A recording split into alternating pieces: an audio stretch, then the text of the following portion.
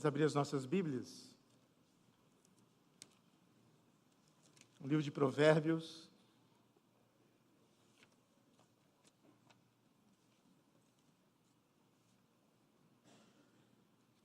Provérbios, capítulo 1, verso 1 a 7. Provérbios, capítulo 1, verso 1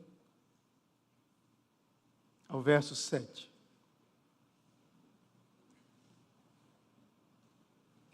O texto diz assim: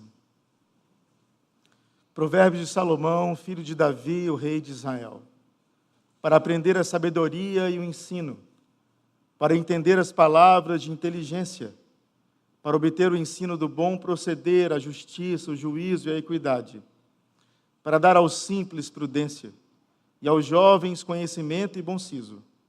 Ouça o sábio e cresça em prudência, e o instruído adquira habilidade, para entender provérbios e parábolas, as palavras e enigmas dos sábios.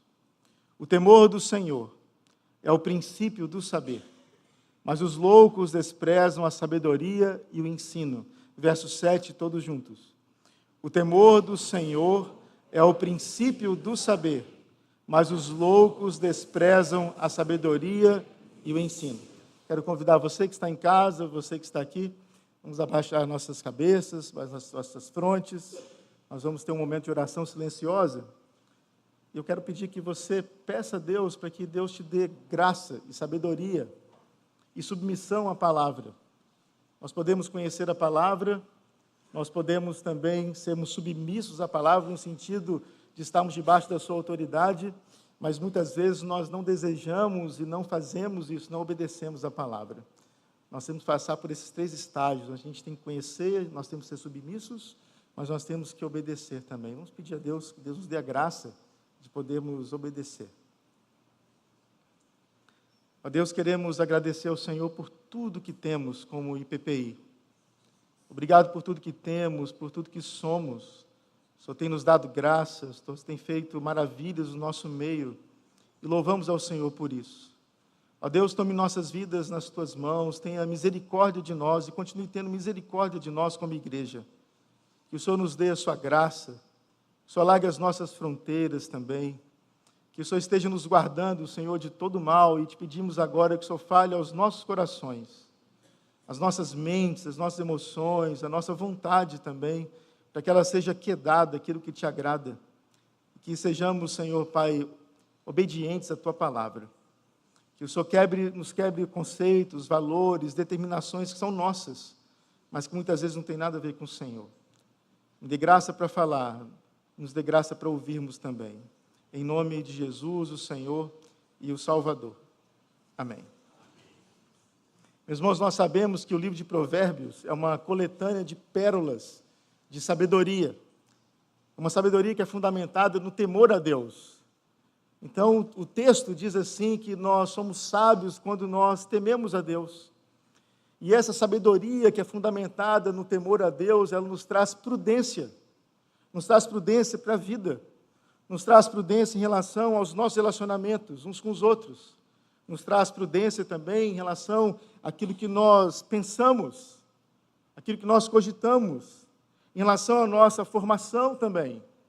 Nos traz prudência em relação aos nossos conceitos. Nos traz prudência também em relação às nossas escolhas de vida. E também às nossas escolhas políticas também. Você sabe disso, que estamos aí às portas de uma eleição municipal. O Brasil vai votar nos seus prefeitos, vai votar nos seus vereadores, vai votar no poder executivo, no poder legislativo também. O que esse livro de Provérbios tem a nos ensinar, então, em relação a esse período de votações? Tem a ver com você, tem a ver comigo. Por exemplo, nós somos igreja. Uma igreja não pode ser partidária, não pode ser. Ela não é apolítica, mas ela não é partidária. Nesse período, por exemplo, jamais você verá aqui no púlpito um candidato, jamais. Porque púlpito não é palanque. Púlpito é para pregar a palavra de Deus. Uma igreja não pode se portar e se quedar a isso. A igreja não dá o púlpito para políticos. Mas o que esse texto então nos ensina? Mas antes de vermos o que o texto nos ensina em relação à nossa vida política, em relação a esse período de votações, nós temos que lembrar de algumas afirmações que elas são importantes para nós. A primeira delas, que o voto, o seu voto e o meu voto é um voto secreto, não é verdade? O voto é secreto. Ninguém jamais pode nos impor e nos pressionar a votar em qualquer candidato. Ninguém. O voto é seu, o voto é meu e o voto é secreto. Nós temos como cristãos liberdade de consciência, como cidadãos também, liberdade de consciência em relação àquilo que nós vamos votar, em quem nós vamos votar. Mas em segundo lugar, segunda afirmação, que é importante também, nós temos que lembrar que nós votamos de acordo com a nossa consciência, sim. Mas você tem que lembrar, e eu também, como cristãos que somos, que nós votamos de acordo com a nossa consciência, mas essa consciência ela está cativa a quê? Cativa às Escrituras Sagradas. Não é uma consciência autorreferente. Não é uma consciência no seu achismo. Não é uma consciência naquilo que você deseja, e não pode ser. Não é uma consciência nas suas afirmações. É uma consciência que ela está cativa e submissa às Escrituras Sagradas. Nós temos que recordar que nós somos e possuímos uma dupla cidadania. Nós somos aqui, nós somos dessa terra, nós vivemos aqui, nós caminhamos aqui, nós temos CPF, nós temos CEP, nós temos endereço, mas a nossa casa é uma casa celestial. A nossa pátria, somos brasileiros, mas nós somos de um reino eterno. Nossa pátria é celestial. Então a ideia é que nós, como crentes e como cidadãos dessa terra, e como cidadãos de um reino eterno, nós temos que ter consciência que nós temos que julgar todas as coisas por meio das Escrituras Sagradas. Presta atenção nisso. Pessoas se dizem de direita ou de esquerda, não é verdade? Pessoas se dizem, por exemplo, conservadores ou progressistas. Mas, na verdade, nós somos cristãos, meus irmãos. Nós somos discípulos de Cristo. Nós julgamos, presta atenção nisso, nós julgamos os conservadores e nós julgamos os progressistas. Todos estão debaixo do crivo da palavra de Deus, do crivo do Evangelho. Jesus falou assim para nós sermos prudentes como as serpentes e simples como as pombas. A prudência onde nós somos submissos à palavra de Deus, guiados pela palavra de Deus, nós temos que ser espertos em relação àquilo que Deus nos ensina. Nós temos que ser prudentes nesse sentido, nós temos que ser simples como as pombas e submissos à moral cristã, nós temos que estar submissos àquilo que Deus deseja de nós. Prudentes como as serpentes e simples como as pombas. Então a ideia é que nós devemos discernir os momentos de verdade em qualquer vertente política, qualquer uma delas. Qualquer uma. Você, antes de ser qualquer e ter qualquer conceito partidário, você tem que lembrar, e eu também, que nós somos cristãos. E lembrar também, um ditado não é um ditado bíblico, mas é um ditado popular, que nem tudo que reluz é ouro. Lembra disso? Vejamos então o que a Bíblia tem nos ensinar, o que Provérbios, o livro de Provérbios tem nos ensinar. Ensinar o bom senso, o bom siso, nos ensina a discernir as coisas, nos ensina a sermos justos, a sermos fundamentados na equidade. O que Provérbios nos ensina? O que Provérbios nos ensinam? Em primeiro lugar, Provérbios 29. Provérbios 29.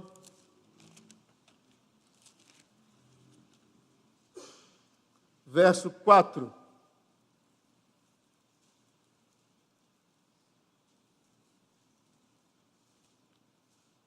Onde nós vemos, você sabe disso, nós temos que fazer uma transposição na hermenêutica, naquela época de reis e vassalos, senhores e servos. Reis aqui, trazendo para nós hoje, são os nossos o quê? Governantes, numa democracia que temos. O texto diz assim, Provérbios 29, verso 4, o rei justo sustém a terra, mas o amigo de impostos a transtorna. O rei justo sustém a terra, mas o amigo de impostos a transtorna. O texto aqui fala de um governante, de um rei, que destrói a nação pela corrupção. A ideia do texto é, o que aumenta os impostos não é para benefício da população, mas sim para poder roubar mais. A ideia do texto é assim, eu vou aumentar impostos para adquirir mais riquezas para o meu benefício, para as minhas próprias riquezas e para corromper mais a nação. Eu não vou aumentar impostos para melhorar o povo, muito pelo contrário, eu vou aumentar impostos para mim mesmo. Esse provérbio aqui é antitético. Ele estabelece um contraste, então, entre um governante justo. O governante justo é aquele que deseja o bem do povo. O governante justo é aquele que facilita a vida dos seus governados. Um governante justo é aquele que traz benefício à nação. O governante justo é o que faz o que é certo, o que é justo, o que é legal. O texto diz assim, verso 4, que o rei justo sustém a terra. Aqui é uma metonímia, que significa o rei justo sustém, então, os cidadãos que moram nessa terra. Só que o contraste é estabelecido no texto. O texto diz assim, o justo faz tudo isso, mas o governante injusto, ele aumenta impostos. Levianamente, ele aceita subornos, ele faz jogatinas escusas, ele faz alianças corruptas. Eu abro aspas aquilo que eu vou falar para os irmãos aqui, para você que está em casa. Bruce diz o seguinte, um rei que governa por meio da justiça social, cria uma nação que possui uma solidariedade interna, capaz de resistir a todo tipo de oposição. Mas um rei que governa por meio da corrupção divide o seu povo, e mais cedo ou mais tarde seu reino se desintegrará. Em outras palavras, um governante que governa por meio da justiça social, ele faz bem para o povo. Ele estipa as oposições, mas um rei que governa por meio da corrupção divide o seu povo. Ele não divide o povo. O justo não divide o povo. O injusto divide o seu povo. E mais cedo ou mais tarde, seu reino se desintegrará. Nós devemos saber, meus irmãos, em quem nós votamos. Nós devemos discernir e perceber pessoas. Nós não somos crentes desmiolados, muito pelo contrário. Nós temos que ser sábios. Nós temos que estar cheios do Espírito Santo de Deus. Nós temos que julgar as pessoas nesse sentido, não julgá-las temerariamente, mas julgá-las no sentido de ver o que elas são. Eu me lembro que eu era jovem, na época eu era jovem, já podia votar, eu não entendia nada, não sabia nada de política, até jogava a moeda para cima, se cai coroa, se cai cara, eu vou votar em fulano. Não olhava para candidatos, não olhava históricos, não analisava por meio da Escritura. Na verdade, eu era extremamente enganado. Eu era um cidadão apolítico, apolitizado. E não devemos ser assim. O livro de Provérbios nos ensina princípios. Provérbios 29, verso 14. O texto diz assim, o rei que julga os pobres com equidade, firmará o seu trono para sempre. O texto que nós lemos hoje fala, esse texto de Provérbios 29, 14, fala de um governante que defende e protege os pobres, das opressões dos ricos e influentes. A ideia do texto é essa aqui, num tribunal, nesse reinado, num tribunal, nesse governo, nos tribunais desse governo, o que vai prevalecer é a verdade legal e não conflitos interesseiros para se obter vantagens políticas. Vou repetir. Nesse governo, os tribunais, eles vão então firmar pela verdade, a verdade da legalidade, não conflitos interesseiros para se obter mais vantagens. A consequência de um governo assim é que o governo se tornar estável, se tornar perene também. Terceiro lugar, terceiro provérbio, é Provérbio 28, 4, em relação à nossa vida política, nossos conceitos e valores cristãos que têm que permear as nossas escolhas. Provérbios 28, verso 4, diz assim o texto, vamos voltar um pouquinho. Diz assim, os que desprezam a lei louvam o perverso, mas os que guardam a lei se indignam contra ele. Vou repetir. Os que desamparam a lei louvam o perverso, mas os que guardam a lei se indignam contra ele. É mais um provérbio antitético aqui. Ele estabelece então um contraste. Agora o texto não fala dos governantes, agora o texto fala de nós, como cidadãos. O provérbio, então, presta atenção nisso, divide a humanidade em duas categorias distintas e categorias espirituais. São duas cosmovisões no texto, não uma terceira cosmovisão. A linha que divide a humanidade, diante do texto que nós lemos, não é racial, a linha que divide não é política, a linha que divide nem mesmo é religiosa, mas a linha que divide a humanidade, ela é espiritual. Essa linha, meus irmãos, ela passa por todo o coração humano, passa pelo seu coração e pelo meu coração. E você sabe disso, a coração na cultura hebraica significa um âmago do ser, que move a nossa mente, que orienta as nossas emoções, que orienta e move também a nossa volição e a nossa vontade. Nós somos guiados pela nossa cosmovisão, nós somos guiados pelo nosso coração. E essa linha, ela passa por todo o coração humano. Presta atenção. Ou o indivíduo luta com todo o seu ser contra os perversos, ou se opõe a Deus, e portanto louva os perversos, em função da sua própria disposição da alma. Você e eu, nós votamos naqueles que estão vinculados ao nosso coração. Presta atenção. Você e eu, nós votamos naqueles que estão vinculados ao nosso coração. A nossa cosmovisão determina quem a gente vota. O texto, a ideia do texto é: precisamos amar a justiça e precisamos odiar a injustiça. Precisamos ter esse conceito claro como cidadãos que somos. As leis, elas têm que ser obedecidas. Mas quem é da lei, louva o justo. Quem não ama a lei, não pratica a lei, não deseja a lei, dá vazão e louva o perverso. Quem somos nós? Independente, presta atenção nisso, da sua ideologia política. Você como cristão, você que está aqui, você que está em casa, nós que estamos aqui, nós devemos julgar todos. Todos.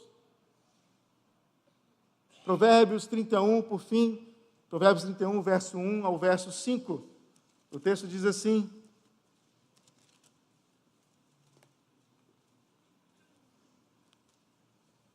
o cabeçalho do texto diz: conselhos para o rei Lemuel. Palavras do rei Lemuel de Massá, as quais lhe ensinou sua mãe. Olha só que interessante. A mãe, a rainha mãe, ensinando o seu filho, o rei. E lembrando ao seu filho de algumas coisas extremamente importantes para o seu reinado. Que te direi, filho meu, o filho do meu ventre. Que te direi, ó filho dos meus votos. Não des às mulheres a sua força, ou melhor, a tua força, nem os teus caminhos as que destroem os reis. Não é próprio dos reis, ó Lemuel, não é próprio dos reis beber vinho, nem dos príncipes desejar bebida forte. O texto, então, que nós lemos, relata um rei que registra os ensinamentos da sua mãe rainha. Uma mãe zelosa, uma mãe que ama seu filho, uma mãe que se importa com o reinado do seu filho rei. Ela dá duas dicas, então, sábias ao seu filho, para que ele tenha um excelente reinado. Olha só as dicas que essa mãe fala para o seu filho. A primeira dica é assim: não se entregue uma vida degenerada e promíscua, meu filho. Verso 5 diz assim, o verso 3, melhor dizendo: não des às mulheres a tua força, nem os teus caminhos as que destroem os reis. O texto não está falando aqui de celibato.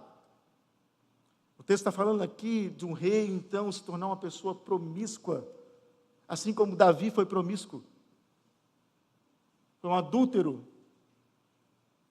ficou cego em relação ao seu reinado, assassinou Urias, mentiu, desagradou a Deus, ofendeu a Deus, pecou diante de Deus, fez com que a nação ela passasse por problemas seríssimos.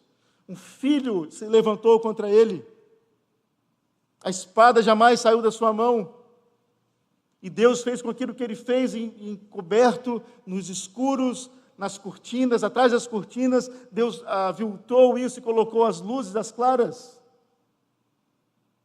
Deu problemas para o seu reinado. É só nós lembrarmos, por exemplo, de Salomão, também um rei sábio, não é assim? Na sua velhice, se entregou aos prazeres, mulheres e mulheres, às delícias dos homens, como diz em Eclesiastes. E fez com que ele se tornasse um idólatra. Destruiu uma parte do seu reinado, porque se embriagou com mulheres. Não se entregue a uma vida degenerada e promíscua. A mãe de Lemuel diz, como se ela dissesse assim para ele: olha, meu filho, a satisfação da lascívia distrai a sua atenção ao serviço do povo, entorpece as suas faculdades mentais, enfraquece a sua capacidade de julgar com sensatez. Agora, trazendo para nós aqui, dando um parênteses aqui, para você que está aqui, você, homem que está aqui, cuidado com a lascívia, cuidado com a pornografia, estanque isso na sua história e na sua vida. Para você que é solteiro, para você que é adolescente, para você que é jovem, que não casou ainda, mas para você que está casado também, um problema seríssimo no nosso meio é o problema da pornografia. Você que é casada, tenha coragem de olhar nos olhos do seu esposo e perguntar para ele mesmo e aferir se ele vê pornografia. Você vai ajudá-lo nisso. A pornografia destrói lares, nos faz ficar cegos em relação a tantas coisas. Eu sou pastor, já vai fazer 27 anos que eu estou no pastorado, mais o seminário, mais 4 anos. Vejo líderes de outras igrejas, jovens, adolescentes, pessoas casadas, que têm problemas sérios com pornografia. Você precisa estancar isso. E se é assim para você, e se é assim para mim, imagina um rei. Imagina um líder. Ele não pode estar com uma vida promíscua e degenerada dessa forma. Primeira lição, então, da mãe para esse rei é assim: meu filho, não se entregue à prostituição, à lascívia. Segundo lugar, segunda dica dessa mãe para um rei, para um governante é: meu filho, não se entregue à bebedeira. O texto diz assim, verso 4 e verso 5, não é próprio dos reis, não é próprio dos governantes, não é próprio dos prefeitos, não é próprio de uma liderança. Ó Lemuel, não é próprio dos reis beber vinho, nem dos príncipes desejar bebida forte, para que não bebam e se esqueçam da lei e pervertam o direito de todos os aflitos. Olha, meu filho Lemuel, não se entregue à bebedeira. A ideia, não sucumba à embriaguez, para que você não perverta a justiça. Um governante deve praticar a moderação para poder sustentar as leis e a justiça. Um governante não pode ser um bebum. Um governante não pode se entregar à bebedeira. E agora trazendo mais um parênteses para você que está aqui também. Meus irmãos, os irmãos sabem disso, você que está em casa também. A Bíblia não fala e não proíbe nós bebermos, não é verdade? Não proíbe. Quem fala que proíbe está errado e está sendo antibíblico. O rei aqui no caso tinha uma adega enorme. Todos os reis tinham adegas. Mas a ideia da mãe para o rei é assim: cuidado com a bebida. E essa palavra para você, por exemplo, que tem os encontros, onde tem encontros com bebidas. Se você é moderado, sóbrio e não passa dos limites, que bom para você. Mas se você não se aguenta e passa dos limites e começa a falar besteira, começa a brincar demais, começa a fazer chacota, chocarrices, conversas indecentes, você está errado. E você tem que saber onde você vai fazer isso também, porque tem irmãos que são fracos na fé e eles não vão te entender e vão acabar bebendo por causa de você. E eles vão pecar diante de Deus, você não peca, mas eles pecam. Tem amor pelos irmãos, sabe aonde você vai beber, que lugar você vai beber. E tem gente ainda que bebe e posta.